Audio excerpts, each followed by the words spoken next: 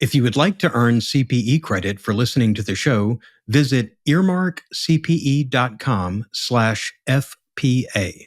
Download the app, take a short quiz, and get your CPE certificate. Finally, if you enjoy listening to FP&A today, please go to your podcast platform of choice, click the subscribe button, and leave a rating and review of the show. And now, on to the show. From data rails, this is FP&A Today. Welcome to FP&A Today. I'm your host, Glenn Hopper. Our guest today is the head of finance for Google Cloud Consulting in Europe, Middle East, and Africa. He previously served in finance leadership roles at Microsoft and GE. Antonio Reza is a seasoned finance and technology professional with a remarkably diverse background spanning multiple industries and countries. With more than a decade of experience leading projects in areas such as financial audits, supply chain excellence, mergers and acquisitions, integration, and commercial effectiveness, he has honed his expertise across sectors including oil and gas, healthcare, financial services, and software. Antonio has a true global perspective on business and finance, having worked in 8 different countries and becoming fluent in an impressive 4 languages. Join me in welcoming Antonio Reza to the program. Antonio, it's great to have you. Hey, thanks for inviting me. It's a pleasure to be here. I love your background, very diverse and some big logos in there too. So maybe tell me a little bit about your background. Take me through your career and how you got to some of your recent roles, including Google and Microsoft. Sure. I studied finance and accounting in university. And then I graduated in 2008 when all the financial crisis hit. And we couldn't find any jobs. And what I ended up doing was starting a company with my mother, who is an entrepreneur at heart. And we started a small card manufacturing company, and we operated it for about 18 months. And we sold it after 18 months for a small profit to a bigger manufacturer. So I dabbled my feet a little bit on the entrepreneurial world. After that, I always wanted to work in a multinational company. And at the moment, GE was the poster child of excellence in terms of finance training. And I moved to Mexico City. I'm actually Mexican out of origin, born and raised. And I got a job at this rotational program called the FMP, Financial Management Program. And I did 2 years there where you rotate every 6 months in a different business unit. And my 4th rotation, I got to go to Brazil, and I worked in the oil and gas industry. And that was a lot of fun. And then I moved into the internal audit group, which was, in reality, was an internal audit group and a consulting group. So it was a bit of a mix between what you would do typically on a KPMG and a McKinsey, for example, because we actually had to find the issues and then help the business solve them. So that was very interesting from a finance skill set perspective. I stayed 3 years there. And that's where I got to go to about 10 countries around the world, different business units. I met my wife there, who's French. And I ended up transferring to Paris and got more roles in the commercial space, commercial finance, and then eventually a little bit of, actually quite a lot of integration, M&A integration, because G bought a company called Alstom, which was the French jewel. And that was a lot of work on synergies and how do you materialize those synergies? And then I ended up moving to another business, which was renewables. And that was my last role at GE. I am a pretty geek at heart. I build my computers. I've always liked technology. So then my prior boss at GE became the CFO of Microsoft for the French subsidiary. And she invited me over to take a role with her team. And I worked on the Azure space to try and grow market in the French, gain market in the French market from AWS, who's the main competitor. And then after that, Google came calling after 2 years of that, and then I've been there for about almost 3 years now at Google Cloud. Yeah, that's great, and that's really new host here. So that's one of my favorite things about hosting this podcast is I'm talking to so many like-minded people, and I love hearing geek at heart, building your own computers. I mean, I did the same, and back in the day, thinking about programming in BASIC. I'm dating myself here. This would have been in the 80s, sitting in front of my Commodore VIC-20. And it's funny, though, all these tech people who end up going in finance, there's like a some kind of correlation there. I'm not sure what it is, but I think it's the numbers, because I think you like detail. In a computer, think about it. You have to understand when you put together, even if it's for gaming, and not to geek here a little bit, but you have to think about the CPU and what's the clock rate and how much RAM and how much the GPU. Do you choose NVIDIA? Like, you like details, which I think translate very well into spreadsheets and cost levers and profit levers and things like that. So I think there's some sort of a synergy there if you don't go to engineering, right? Yeah. And actually, I started in mechanical engineering, and the calculus was too much for me. I prefer business calculus to engineering calculus. Yeah, I'm seeing a common theme here, and I think it's that there's like this. There's no gray area. With numbers, it's black and white. It's binary. It's just, and it's kind of nice to have that sort of resolution, whether it's a program works or it doesn't, hardware build works or it doesn't, and the financials, the trial balances or it doesn't. You've moved so much in your career, and you've done finance and accounting work in so many different countries. I mean, I'm assuming, I'm assuming your IFRS and GAAP kind of going back and forth a little bit. How did all the moving and the different exposures working in different, we'll get to the industries later, but thinking about just country specific differences, how has that shaped your sort of approach to finance and accounting, if at all? So we always operated in US GAAP, but you always had this statutory requirement. And sometimes you had I wouldn't say two ledgers, but you have different set of accounts when you deal with US GAAP, and it's a different set of accounts for statutory, right? So I never dabbled in that. I think more on the perspective from working in different countries, it's the culture of how people treat certain things, sense of urgency, attention to detail. A lot of the advanced or more advanced finance, let's say, work environments, like if you work in the US or you work in the UK or Europe, it's more discipline. There's more substantiation for completeness, accuracy of accounts, things like that. When I got to go to Angola or Brazil or anyone in Latin America, that was different. It was more of a,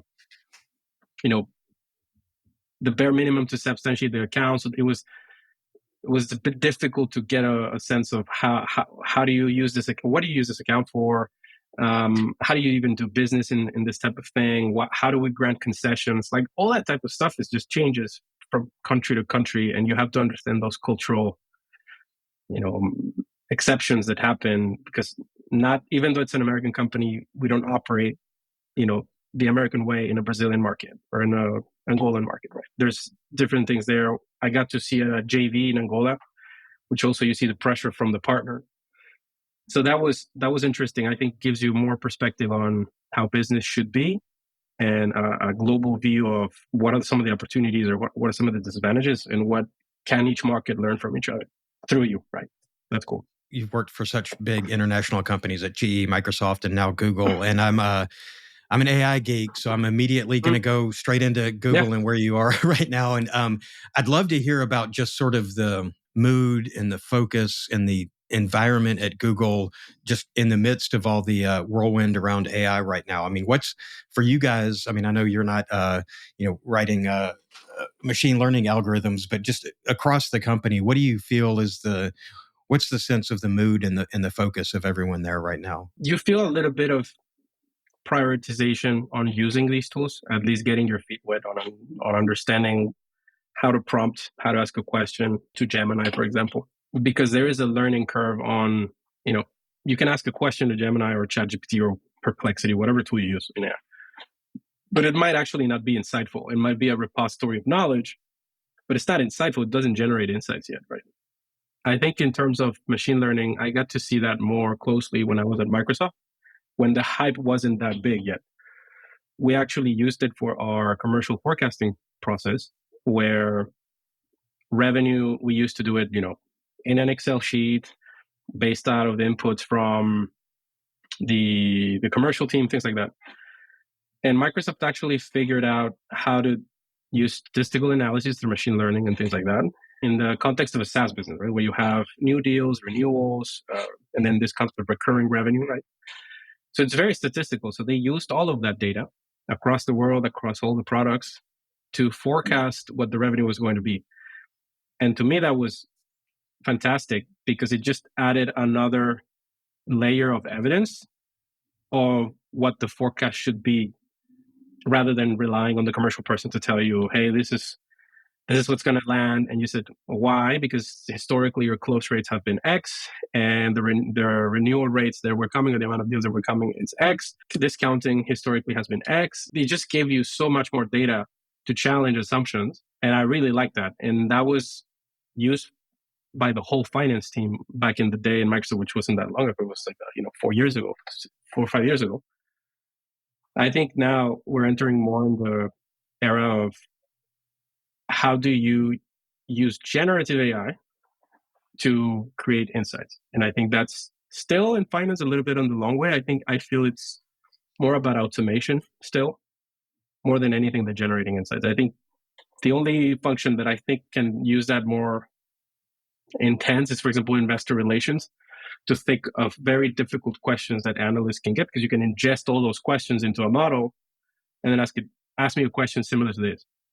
Whereas in an FP&A role, it's a little harder because then you would have to ingest data on, commercial deals, on discounts, and all that stuff that's still not there because there's not an enterprise solution yet, right? I think ChatGPT announced one, but it's still very early days. Yeah, and that's I think about sort of the black box nature in generative AI right now. There are so many issues, that you have to address for, hallucinations, results that are not repeatable, and getting different. I mean, you can't, like we said earlier, numbers are binary; they're either right or wrong. There's not a gray area in there. And I think about, if I'm a public company CFO or head of finance, I'm not going to sign off on something that I just threw into a black box and got the results. Right. I mean, we're at trust but verify, but that trust is still kind of low. I mean, it's funny for me to say that because I'm like, I'm a huge evangelist for AI and for the potential of it, but we just have to know where we are in the stage of it right now. And I guess, to that end, and I know you can't, speak on behalf of Google, and there's probably a lot that you can't talk about it there. So I'm going to throw this question out in two ways. I guess, we could look at it as how AI is being approached, and I think you've maybe kind of already addressed this, but how it's being approached by the finance department at Google and generative and machine learning, or in general, like what are some potential applications you could see where we could use generative AI, if not immediately today, in the near future? Like I said, automation is a big one. How can you reduce a lot of and I go back to this Microsoft example, right? Which is also something that, I think there was a Wall Street Journal article, one of the VPs of finance at Google explained that. But the whole automation process of how can you take the work that is very manual and done by a lot of people and takes a lot of time, like close or even a forecast, and make it so much shorter and with less resource, right? And that's probably the best application because it just frees up a lot of time to focus on more value-added things, right? To be in those meetings with the commercial people or the suppliers, the purchasing department, just to understand more things of how the business actually operates instead of you spending so much time on the closing process. So I think that's one. I think another one that I really liked, and that was from my time at GE, is RPA, sort of robotic process automation. So back then, we used to work with UiPath, this company that, there was a lot of GE alumni that went to that company from the IT side and the finance side. So a lot of work was on automating the closing process, the cash reconciliations, things like that. I think those are great use cases. I think on machine learning is going to facilitate more things like how do you forecast more accurately? Again, using statistics, things like that. I do see a world where some of the finance people are walking that line or flirting with that line of, do you learn SQL at Google? Do you do learn SQL at Amazon? You do learn SQL. And then you go a little bit to the right, and then do you learn a little bit of Python, right? Because if you learn Python SQL, and then which is a little bit of the main core languages for ML and AI, you got a very powerful finance person.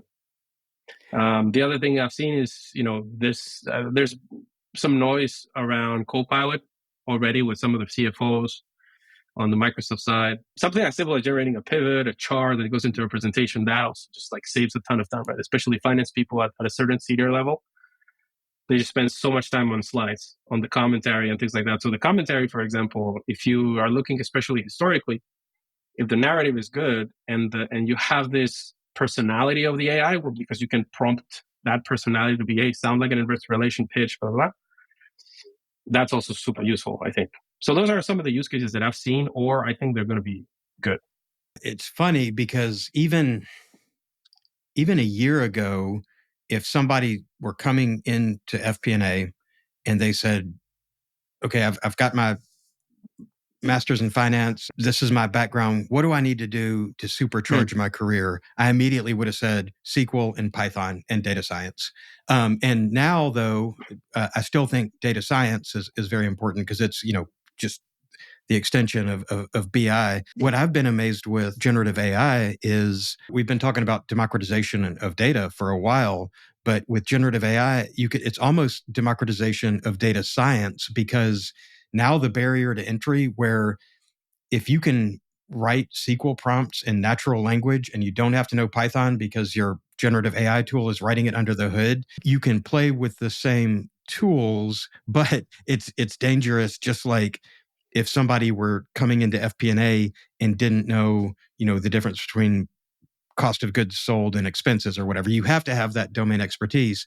So I think about how you're going to add more value is just like not every data scientist is a coder, but you have to understand the models and the algorithms and, what you're looking for. That this is classification, this is prediction, whatever the case is. But it feels like now you get the domain expertise in finance and accounting, you understand the principles of data science, so you know what questions to ask, but you don't have to be a great coder anymore. It's going to be, maybe we're not 100% there, but you and I could go on Gemini right now and, have it write code to build a really cool little Python app that, reviewed financial statements or something. That one is one that I've been struggling and debating a lot with friends, because even the NVIDIA CEO came out saying that people should not learn to code. I don't know if you saw that, but he was like, hey, people should not learn to code anymore, even though, it seems like the push from schools and parents and everybody's like, learn to code. And he was actually saying we shouldn't. I still think you should, because a lot of the things, and again, if you like that type of thing, right? If you don't like it, then don't. But for example, I do SQL scripts on my job right now, right? And it's something that you cannot ask a model to write for you, because you need to understand how a data set works. How does it look in a table? Even, something so deep in knowledge as which table do you need to use to retrieve the data, right? And then I think that coding helps you, at least it has helped me understand how to think, right? Because you're thinking in this sort of algorithmic way, or decision tree, and you don't need to know SQL to do that. You can even do it in Excel. A lot of people do it in Excel or Sheets. From an if statement, that's already an algorithm. So I think it's important to understand that. And then, know data science principles, but I don't think that the finance teams, or at least all the members of the finance team, should do that, right? Because I think it's more important to understand, like you said, what does an income statement do? What are the accounts in there? What are the cost levers? What are the profit levers? And then you're talking at the analyst level, right? The data scientist. Another thing I remember when I was working with data scientists at GE, 50%, if not more, of their time is actually spent on cleaning the data. So depends on the people, but like, do you want to really spend, if you work 5 days a week, 2.5 days, just cleaning data to then figure out the model, and then you're going to get more feedback, you're going to have to ingest more data, clean it up. So I think the conversation is a little bit obsessed right now with, learn how to code and finance professionals. And I'm like, yeah, at an analyst level, I see that to get a job and become more competitive. But then once you hit manager let alone the director, that stuff doesn't matter anymore, right? Because you're no longer producing that. You're more taking care of what is the team saying, what is the right message that I need to tell my manager, director, investors, things like that. And then a lot of influencing, right? The role of the finance person is a little bit like the referee of a match. Sales wants this, but then purchasing wants that, and then it's an economy. You have a trade-off. So then that skill of negotiating and influencing people and being a referee, I think it's a more of a important skill set there than going in the rabbit hole and learning Python and SQL and all that stuff. But again, that's my opinion. FP&A Today is brought to you by DataRails, the world's #1 FP&A solution. DataRails is the artificial intelligence-powered financial planning and analysis platform built for Excel users. That's right, you can stay in Excel. But instead of facing hell for every budget, month-end close, or forecast, you can enjoy a paradise of data consolidation, advanced visualization, reporting, and AI capabilities. Plus game-changing insights giving you instant answers and your story created in seconds. Find out why more than 1,000 finance teams use DataRails to uncover their company's real story. Don't replace Excel, embrace Excel. Learn more at datarails.com. It's interesting because I talk to so many different companies of all sizes. I'm always interested in hearing what the makeup of kind of the FP&A team is at various companies, because when you talk about a manager and a director and what you're doing, at a much smaller company, you may have someone, they may have a CFO title, but they're really, maybe they're still doing bank recs. I don't, probably not, hopefully not if they got that title, but it's just, so the different size and scope. And so thinking about a company as big as Google, can you tell me how your FP&A team is set up? Probably most of the tech companies at that level. But I think you would have, if you think about the CFO office, you'll have like the investor relations department, the treasury department, right? So that's very niche, you could say. Then the FP&A team, typically what I've seen is you always have a product team, somebody who's really planning, forecasting, and analyzing the product. And whether you're thinking about someone like Amazon or Google or Microsoft that have different products, from cloud to workspace or M365 or retail in the case of Amazon, right? Somebody's always analyzing, forecasting, and planning for the products. How much money are we going to get from this product, and how much cost allocation are we going to do for this product? Those, I think personally, those are one of the sexiest jobs, even though sometimes they tend to be more of a cost analysis rather than a revenue type of or commercial finance role. Those roles typically sit at the HQ level, typically in the States, but they have a lot of power and a lot of weight because they dictate a lot of the, where the trajectory of the company is going to go. Then you would have like a go-to-market team, which typically, me sitting in France, that's what I saw when I was sitting in Azure for Microsoft France and now at Google Cloud. You have this business partner, right? That's the new term, that goes with the sales person or the sales director, works a lot with marketing, where they are just trying to get as much volume as possible. And those jobs are fun because you get to see a lot of the commercial process. You get commercial acumen. And if you really, really, really like it, you start understanding things like, deal economics and, should we give out these concessions, payment plans, investment programs. There's a lot of stuff that, for example, because we want them to, in technology, typically want them to adopt your product, but the customer might be reticent to do that. You have this investment program where you give them money or credits in exchange of signing a bigger deal, right? So you would typically have that go-to-market team. And then there's other more like shared services, right, that help you out with the closing and things. And then you have the controllership team that's more on the close and the statutory reporting, things like that. I would say those are the two main verticals, product and go-to-market. And then you have what you would call the central finance team that is more of, dealing with analytics and the portfolio value, more like creating the whole package at the whole company level. And then you would slice and dice. But I would say those are the main things that I've seen from Microsoft, at Google, and then from some friends that I have at Amazon. That's more or less how the big three work. And probably Meta works the same way. Yeah. And I so love business partnering now because I think I'm old. So when I started in finance, it was, it was almost, finance and accounting were in this ivory tower where it was just, we don't care what the widgets are. We're just counting them and giving our reports, and we defined our KPIs 2 years ago or whatever the case is. And we're just running with these and kind of operating outside of the business. But as I think probably as data has gotten more available, the sort of expectations of real-time information, the whole emergence of business partnering, first off, it's huge for the business because you can get so many more insights and you may find data that will inform whether it's your forecasts or your analysis or whatever, but by being embedded with those teams. So it's great for the business, but I also think it's huge for development when you can actually get out of that ivory tower of finance and accounting and see how the actual processes work. I mean, has that been a part of your career? Have you been, more like broadly involved in understanding, or I guess the easiest way to say that was, has the bulk of your career been in this kind of business partnering mode, or have you been in places also where it's just, we're just in finance and accounting, we're doing our thing? No, to be honest, I haven't had an HQ role that you just sit there. Even so, at G, they really pushed you and even forced you to quote unquote walk the shop, because it was a huge industrial business, right? Except for financial services when they had G Capital, and even then, we always had to sit as close as possible to the operations, to the factory.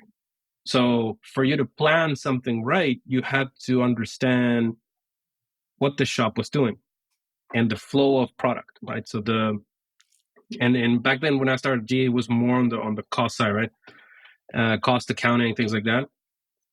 And I think cost accounting is like a huge deal, but not the sexiest job to have. But then you go through that and it's great because you see raw materials. You have to understand purchasing. You need to understand logistics. You need to understand reception and warehousing.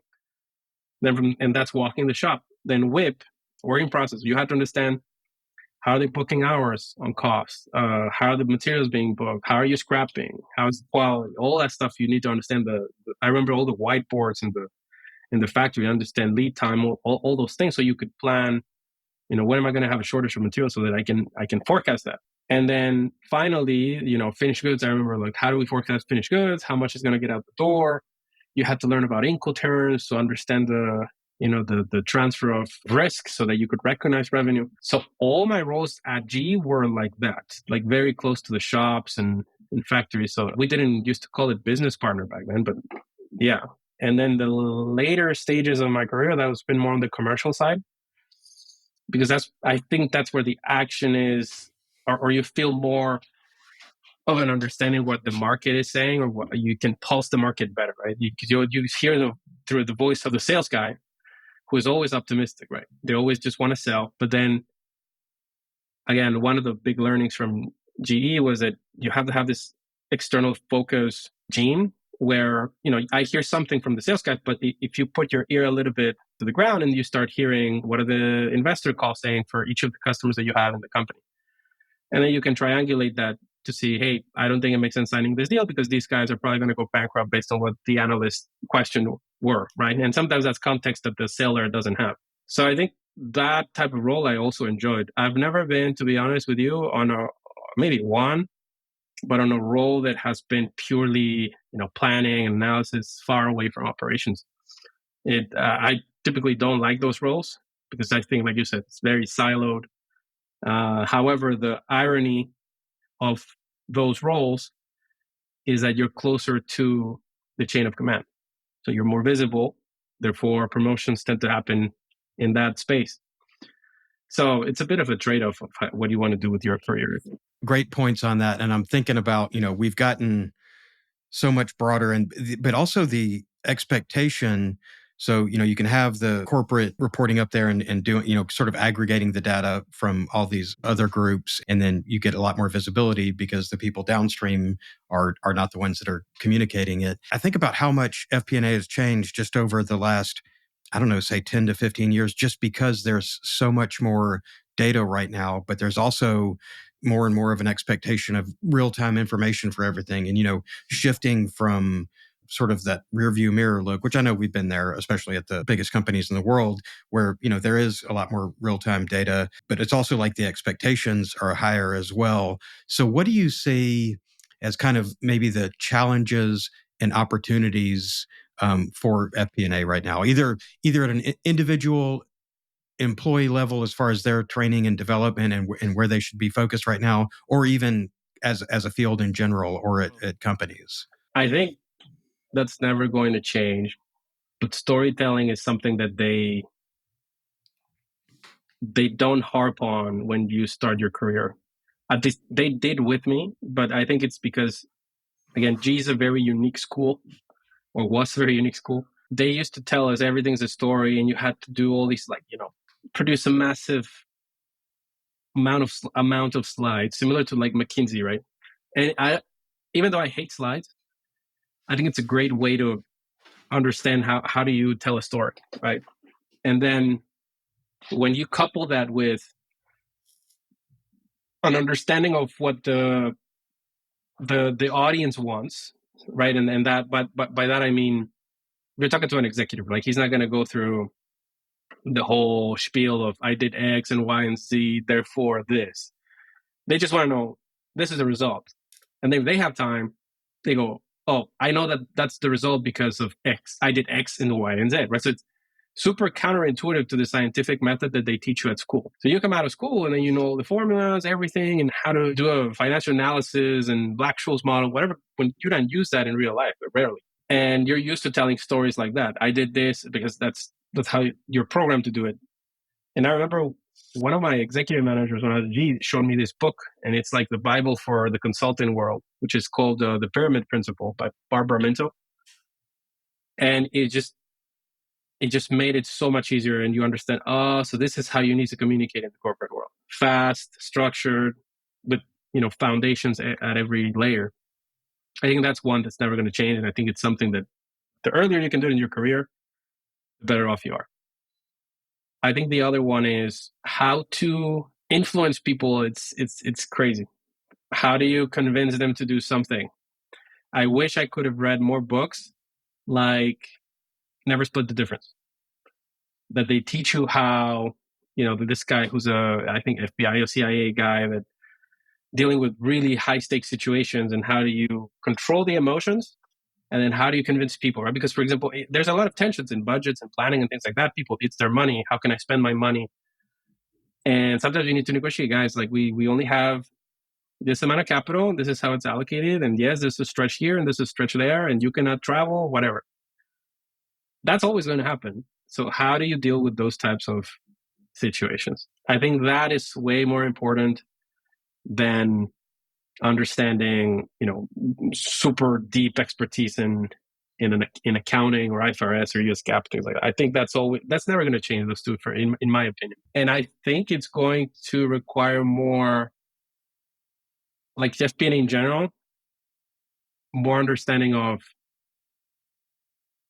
you could say, a little bit of data and things like that. But I'm still not quite sure, because there's a lot of data. The question is, do people really use it?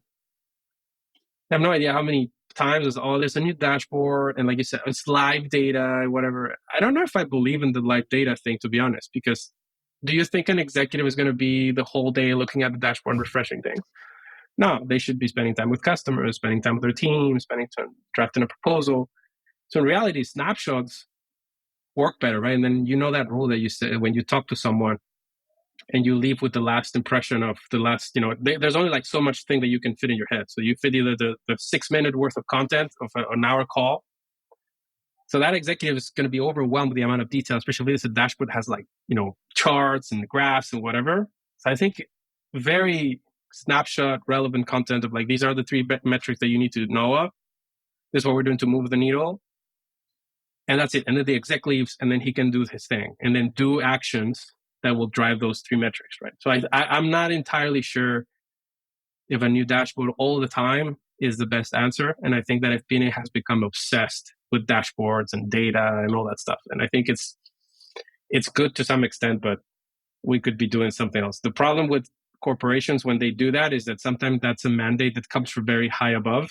So the people that are analysts or managers don't have a say on whether the dashboard doesn't get built or not. So, it's interesting as you were walking through that, it really reminded me of, so earlier we're talking about how, finance and technology, that it's sort of the same mindset is drawn to both of them. But now, so we're in kind of a right brain, left brain situation where you have to be, have the very logical mind that can construct all these numbers and put everything together and make sure everything's correct. But then the ask is also to be able to communicate it and to be able to tell that story and everything. So I think data science and FP&A are very similar in this way. Is like you said, you've got all this data. It's to keep it from becoming like billboards you drive by on the interstate. It's refining that data into something that's meaningful. But then you're also kind of an editor in that, the story you want to tell, and you can kind of get into that, what lies, damn lies, and statistics mode, where you can make the numbers. It's sort of the Malcolm Gladwell thing. You can make the numbers say whatever you want them to. So having that sort of uh, editorial mind to know your audience, but also to be reporting the truth, whatever it is, but to be able to convey it in a way that's, different ways to deliver good news and bad news or whatever, but that you're not trying to cover anything up, but that you've got to, depending on, whether it's investor relations or management or whichever group you're talking to, that they understand it and that you're accurately representing it. So it's really kind of a cool marriage of both sides of the brain, I guess, in what we do. Yeah, we used to have this hack that was given by his name was Jeff Borstein. He was the CFO at GE at some point. And he would say, always ask why 5 times. That's the way to tell a story. Okay, like we grew 10%. Why? Okay, we got more volume in customers. Okay, why? Because there was a one-off event with one customer and they paid a bunch of money. Okay, and why did we have a one-off? Because we gave them a discount. Why did we give them a discount? Because there's no controls in place to control it. So then you do realize that the problem was not the growth; it was that you lack a control and having salespeople, reined in and giving discounts. So, I think that's a lost art, and people need to do that more often, whether you're in finance or not. But the other day, my wife just started a new job, and she's in finance too. And she was telling me, the culture is very different from GE. She actually stayed longer than me than at GE. And she was saying, yeah, people sometimes write, there was a 600K variance in controllership. And the commentary was very because of X movement in the entity. But when you need to pitch that to someone, an EVP or SVP level, context and storytelling, like human being type of thing, that's what matters, and that's what you remember, right? Not the movement in the account. I'm really loving talking to you because I can, you can just sense your sort of your passion and interest in not just doing the basics of FP&A, but your deeper focus on it, realizing the storytelling and how to get down to the answers. And clearly you read a lot on it. What's kind of top of mind for you right now? What are you trying to learn it or master anything new, or where's your focus right now for development? To be honest with you, just more economics, more than something finance or niche or anything like that. I think that back to that storytelling point, there's a lot of context that needs to be given because of what happened with COVID, because of what's happening with AI, right? How are we losing jobs? And when you look at it from an enterprise level, a single enterprise level, it's very hard to miss what's going on in the outside. And typically one thing I've seen is that finance people are very inward looking, right? The data that you use is probably 80% or 90% of the time is internal. Your customer data, your cost data, your revenue data. But what's happening in the outside is something that either you don't have access to because it's expensive, you need to buy, analyst report from Goldman Sachs, whatever. But you can have these signals from the news or from studies or something like that. And in the case of big companies, typically have like an economist team, and you can get the resources from that. But really understanding economics in a deeper level, I think, is a good toolkit to have, right? Like, do you understand what drives prices? If we think about it, I feel like a company is an economy in itself, right? It's a bunch of capital that needs to be allocated, but that capital has an opportunity cost, right? It can be used in different ways. So how do you make sure that you allocate in the right way? I think that's a good skill to have and to master. and we don't pay enough attention to it. So why, how is inflation going to impact the product, right? Like the manufacturing cost. And you can know that like very high level, well, prices are rising. Yeah, but like deeply, what does it mean, right? In terms of the whole economic context, the job losses, upskilling, right?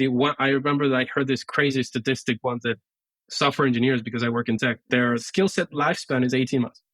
So they need to constantly upskill themselves because in 18 months, there's something new. And if they don't know how to use it, they're already obsolete. So that to me was like, wow, and why? And then you see that, how so many tools, or if you think about how many programming languages there used to be, and now you have plenty, right? You have Python, SQL, C++, Ruby on Rails, JavaScript. It's insane. And then now they have to learn whatever to do AI and ML. So the upskilling thing is crazy. How is the economy being affected because of COVID? Like I said, that was a huge thing, right? And how is capital flowing through that? I think that's a great skill to have that context for storytelling, especially when you work in a global business and you have to explain why did France do better than Germany or than the US?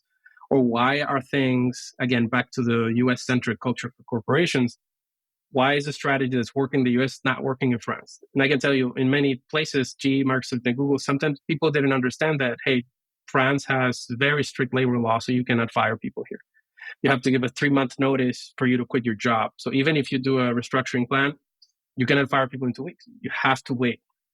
So there's all these nuances, cultural nuances and economic nuances that you need to understand, I think, for finance. So that's a priority for me. And the other one, this AI thing, right? How do you understand the impact that it's going to have?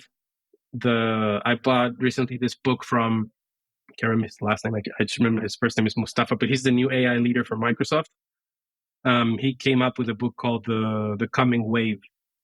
And he explains how this is like the fourth big wave of technology, right? And he tells the story of how the Industrial Revolution was one, the printing press, like all those things. And then now, how is AI is the new wave, and how dangerous it is to become a tsunami because of what it means. Does it need to be regulated? Or actually, the word he uses is contained. So that is critical for anybody who's in tech, and even anybody who is interested in AI. I think that's going to be something that's going to impact all of us. It's a good idea to learn about it, of what does it mean really for everything, right? Even for your kids, like what should they study in the future, right? I think those are the two things that I would say my attention is going to lately. The economics part is, I feel like, in FP&A, you're always looking for what levers to pull and what things are, trying to find these correlations. And I know during COVID, I was addicted to the Federal Reserve, the FRED site where you can get all the economic data, and they've got the Excel plugin. And I was just trying to find correlations, to the historical to try to figure out what's going on, because it was very hard to forecast through COVID. It was, I don't know what anybody's doing anywhere, and trying to find something that you could grab onto. I wasn't super successful in that. I don't think anybody was. Yeah. What's kind of the worst or most challenging FP&A experience in your career, or maybe a big mistake you've made and what you learned from it? I mean, I wouldn't say it was FP&A related, but I think it was the transition from individual contributor to manager is always hard. And that happened to me in my first promotion. And I couldn't delegate, number one. And then even the stuff I delegated was wrong to delegate. I think you mentioned this before, right? But trust and verify, that was another thing that you just trust it. And also, like, that's when you get into these. I had a very bad experience on not being able to manage my team, and things got out of hand. And long story short, we ended up, it was an audit. We were late with closing the audit, and we were actually auditing a site in Venezuela. And we were late. The internet in Venezuela is not great.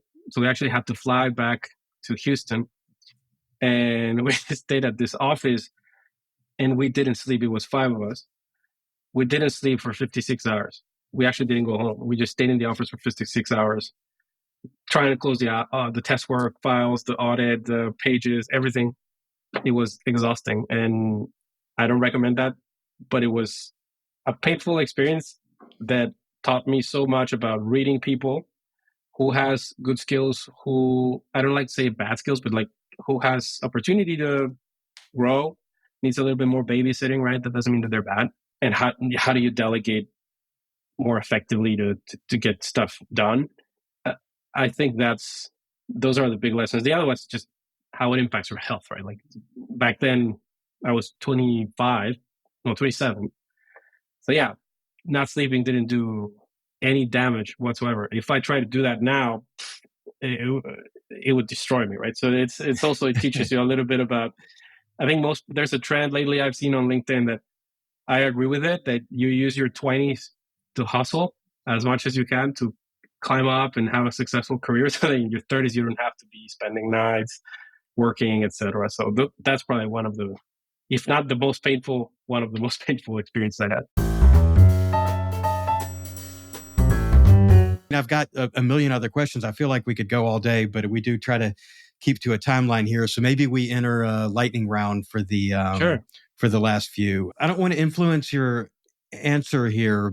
One thing we always like to ask is what's something that not many people know about you? And I did see that you and I both share an interest in filmmaking and triathlon. So not saying that's what you have to talk about, but Yeah. What's something that people might not know about you that they couldn't find online? So I used to do CrossFit pretty intensely for like a good 6 years.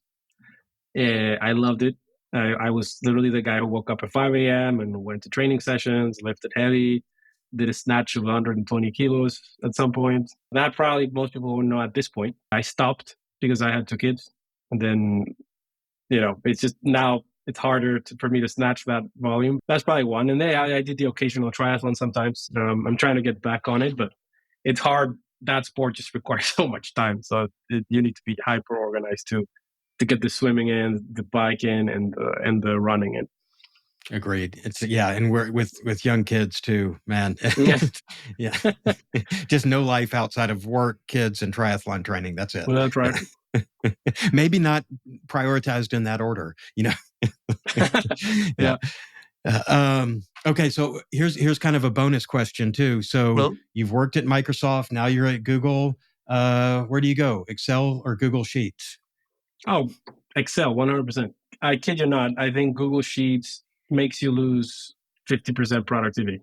If you're like an Excel power user and you're used to spreadsheets and formulas, and just to give you a perfect example, there's a keyboard shortcut for you to paste the formula from one cell into multiple cells in Excel. And most people will know this. You cannot do that on Google Sheets. You actually have to select the cells, right click, go to options, paste special, and then paste formula. You cannot do that through a shortcut. That right there is just a waste. Yeah. So, but again, to be fair, Sheets was not designed for the finance power user, right? It was more designed for, regular users. It's just simple spreadsheet, budgeting, things like that, right? You can't beat Excel. And that leads us right to our favorite question. What is your favorite Excel function and why? I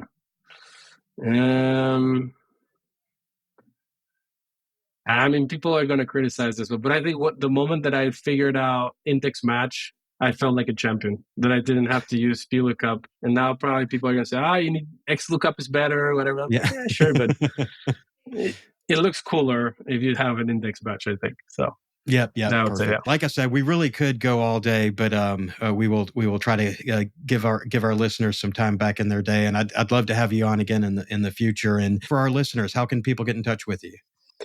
You can follow me on Twitter at @DeAntonioReza, LinkedIn as well, same thing at @DeAntonioReza. That's where I typically write. I also have a newsletter called Money and Robots, which is I talk about AI and finance and things like that. Try to send that, every now and then. Those are probably the three main places you can find me. All right, Antonio. Well, I really appreciate you coming on the show, all your insights, and look forward to talking to you again soon.